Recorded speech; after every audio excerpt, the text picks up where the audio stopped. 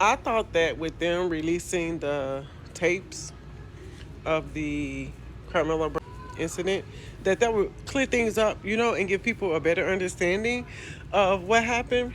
But it seems to me that people are going to see what they want to see anyway. Me personally, I didn't see him getting jumped. I didn't see that, and I can understand why the jury didn't see that. I feel like people who are constantly asking me as a mother to black sons, what would you would have done that was your son? My sons would have fought, number one. Number two, if my son would have did what Carmelo did, I as the mother would have done as much damage control to save my son as possible. I don't care who I'm using in the process, and let me explain.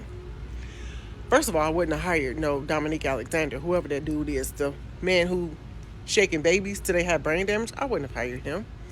Second of all, when Austin Metcalf's father came to that press conference to pray with me as a mom, I'm stopping everything and we're praying with this man.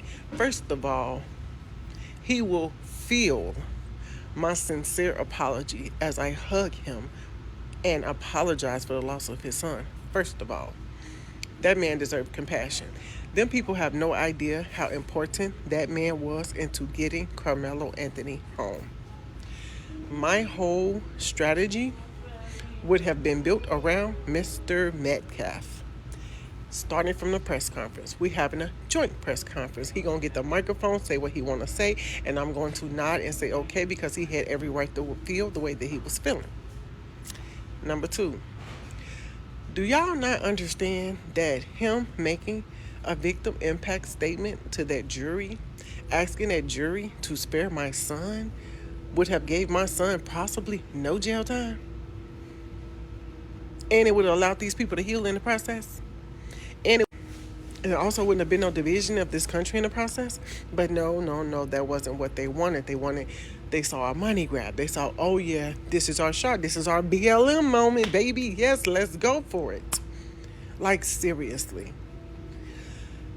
If we would have had that joint press conference, the first thing I would have done was call my attorney, the best attorney 600K can buy, because that's how much they raise. I wouldn't have got a house. I would have got an attorney. My kid would have hit a whole legal team. Every dime would have went towards a lawyer. I don't care if we had to move into the projects. I don't care if we had to move into a cardboard box or a trailer in my mother's backyard. Every dime was going to the most expensive lawyer I could find. Number one, that lawyer was going to call everybody in an emergency meeting. And guess what we're going to do? We're going to build our strategy around Mr. Metcalf's pain, around his empathy, around his sympathy for our son. We're going to build our defense around his forgiveness. That's what my defense would have been built around. Every step of the process, even down to the plea agreement, I would have called Mr. Metcalf. This is what they're offering my son. What do you think? Do you know, after building that relationship with that man himself, I truly believe this in my heart, I believe that man himself would have assured my son never served a day in jail. That's what I believe. That's what I believe. But I don't care about money. I'm going to struggle in life regardless. The way y'all tell it, I'm set up to fail anyway because I'm a black woman. So, I mean, that don't matter to me. That's how you know that Carmelo Anthony's dealing with parents who do not have his best interests at heart. And you can't pay me to believe otherwise, especially after seeing that tape. There's no way they saw that tape and said, my baby got jumped. He was defending himself. There was no way. Yes, it broke my heart to hear that boy crying and saying he pushed me, he put his hands on me, he put his hands on me. That broke my heart, yes. But it broke my heart even more to see what they did to this man's deceased son. And then y'all got the nerve to be mad because he making jokes, because he want to be sarcastic and say watermelon felon and all this stuff. That's the least that I would be saying about y'all child if y'all child had murdered mine. The man had a gag order, couldn't talk for months. And all he was able to do was sit back and let people talk about his dead son. Black people get mad when you talk about their mama, let alone their dead child. But all of a sudden, now it's a problem? Like, I just don't understand it. I don't understand it. I don't comprehend it.